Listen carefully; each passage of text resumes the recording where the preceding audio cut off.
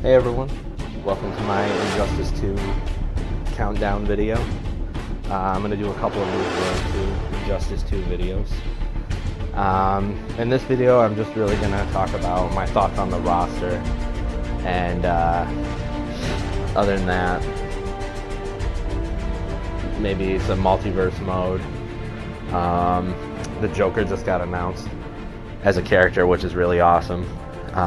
But first, I just want to take a look at this really cool menu from Injustice 1. I hope they do something like this for Injustice 2.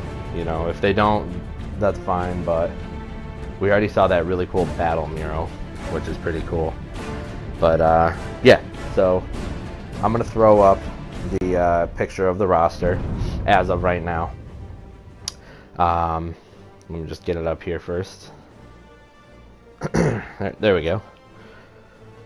So, the roster. This is every character that's going to come in the game, plus Darkseid, if you pre-ordered it. And if you saw Darkseid's trailer, and if I were you, I would pre-order it. Darkseid looks like it's going to be insane to play as.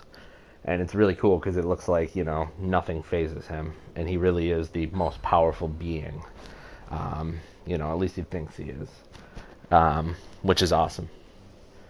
But my thoughts on this roster, basically, I'm really excited that they included a lot of Batman characters. I'm biased when it comes to that anyways, because I wanted every character to be from the Batman universe on here. So I know some people won't agree with me with that, but you know, I love Batman. We got Robin, we got Catwoman, Poison Ivy, Scarecrow, Bane, Joker, Harley, Deadshot, Black Canary. You know, they all fit into the Batman universe in some way. What I think is really cool about some of these characters is the fact that you can have premier skins. Now, Flash's enemy, Captain Cold, a premier skin for him is going to be Mr. Freeze, which is really cool. It gives you another character without NetherRealm having to do much.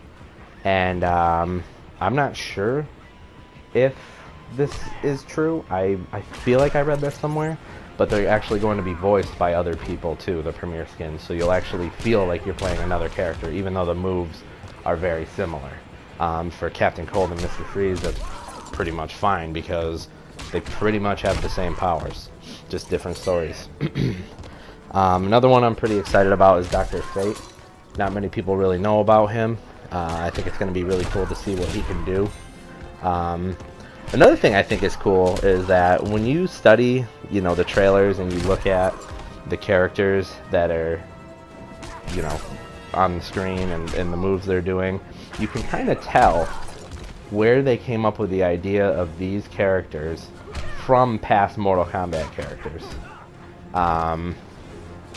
You know, some of the Swamp Thing gameplay that I was watching, it looked like he was doing a mixture of Devora and what's the Rock guy's name? Oh my god, the guy who can make either way, you know who I'm talking about.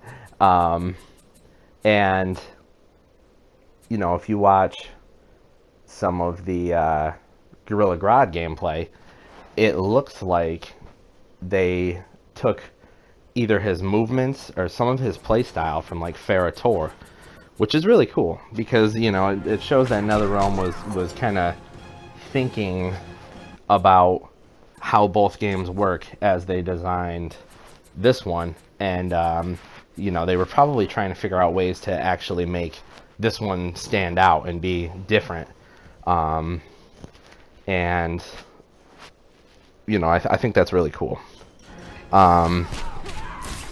Another character that I'm pretty excited to see in here is Blue Beetle, because he's another character that, you know, maybe not too many people know about, and it's going to be interesting to see, you know, how he fits into the storyline, and you know, it's really cool. I can't wait to see him be in it.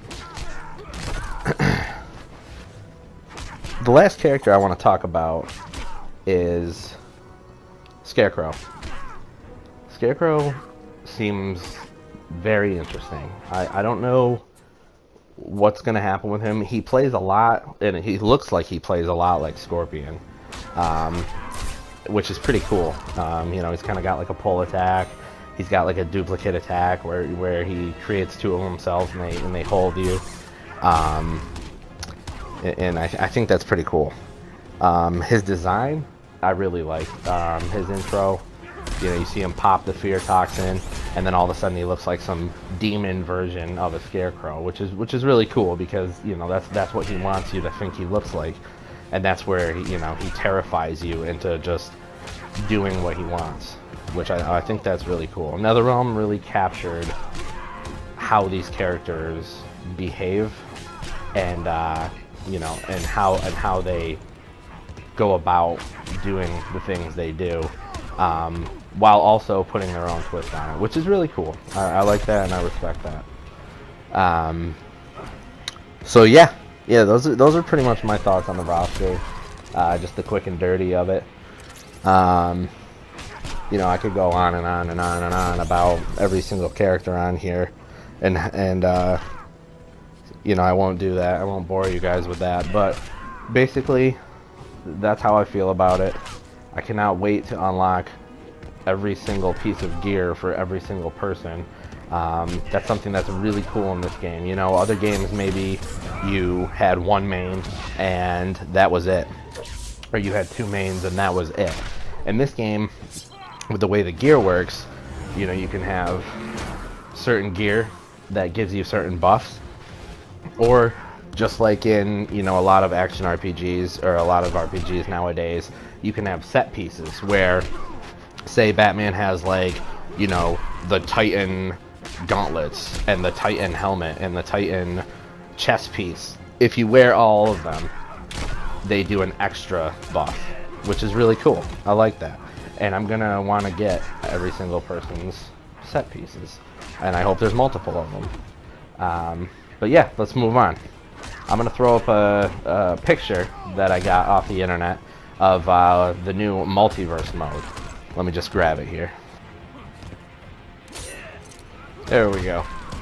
So this is a picture I got off the internet, and this is the multiverse mode. I think it's gonna be really cool.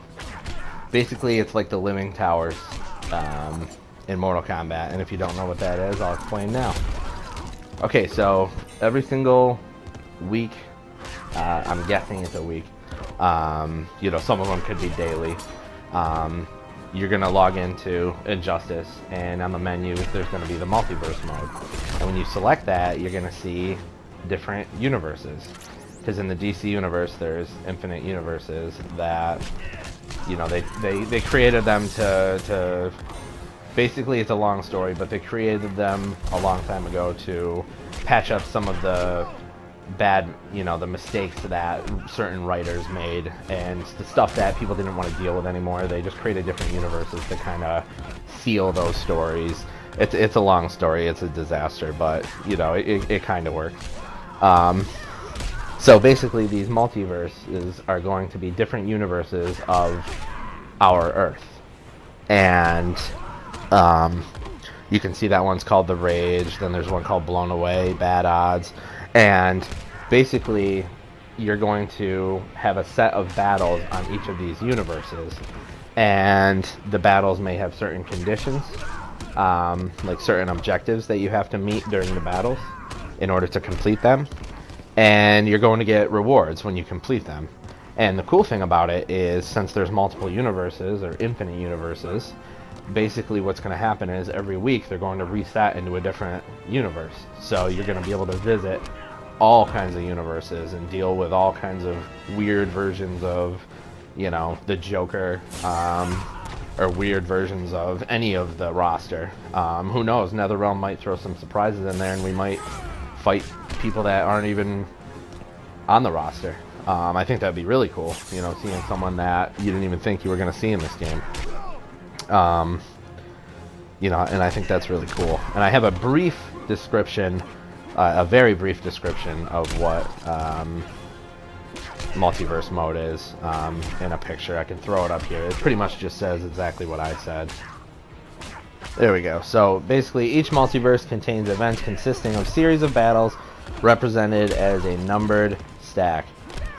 An event's difficulty is denoted by its level. Oh, that's right. You're right. So each one's going to have basically a minimum level of what you are going to need to, you know, attack it.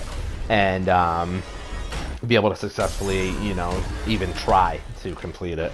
Which is pretty cool because, you know, you're going to have to grind out those levels and that gear in order to defeat that suggested event, which is really cool. I like that.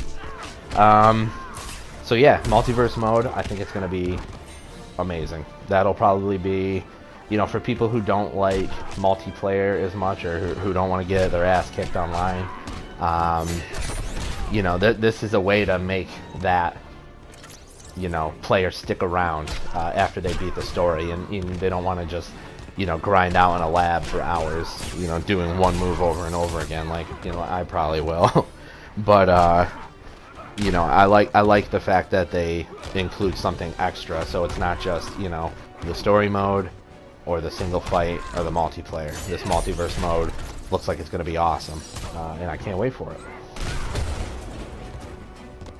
The last thing I just want to throw up real quick is just 2 pictures of the Joker and talk about my thoughts on the Joker, because he was just announced. So, you know, and I'm starting this Road to Injustice videos kind of late to the game, but like I said, you know, I'm trying to redo my channel, focus it just on superheroes and stuff like that. So I'm gonna throw up 2 pictures of the Joker and you know, just give my thoughts, you know, how I feel about what they've done to him, or, you know, how they designed him. Let me just throw them up here real quick. Okay, so here they are. My first thoughts are they're really cool. My second first thoughts are the hair is okay. I don't really like it that much, but other than that, you know, it's cool. Part of me thinks they maybe, I don't know if WB told them to maybe kind of make it like a Jared Leto type Joker, but you know, who knows? I don't think we'll ever know something like that. But I think it's cool. You know, if you've seen the videos of him, which I'm sure you have by now, he's cool. You know, he's got all the same moves. He's got a little bit, maybe 1 or 2 are a little different. Maybe they look a little flashier, but you know, I think it's cool. And I think because of the gear system, you know, that's gonna make everyone be okay with it. You know, because the Joker on the left, in my opinion, is way better than the Joker on the right.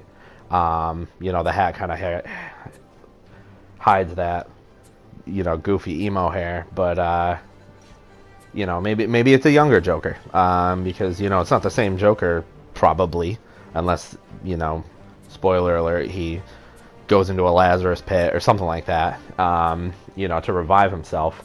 But you know, I like that noir looking Joker on the left. I think it's really cool.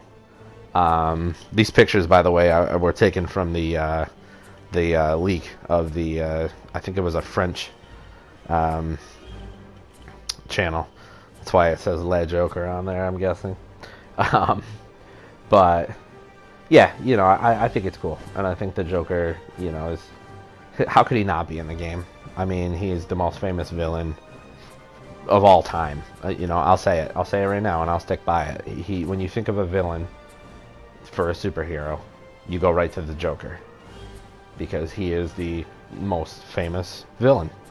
I can't help it if Batman has the vast rogues gallery. I can't help it. I know Spider-Man's is pretty good too, but I don't really talk about Marvel that much. So Batman's is the best. Yeah. So that's pretty much all I have right now for you guys. Just gonna go back to the roster here. I just love looking at it. It's so exciting. You know, I cannot wait to play each and every one of these characters. It's gonna be great. Anyways, you know, thanks for sticking with me through my first Road to Injustice video. My next video, I'm probably going to do a little bit more on my DLC wishlist characters. I'm going to talk a little bit more about the gear system. And yeah, you know, let's just get hyped, get ready for Injustice 2. Leave a like if you want. And thanks, guys. I'll talk to you next time.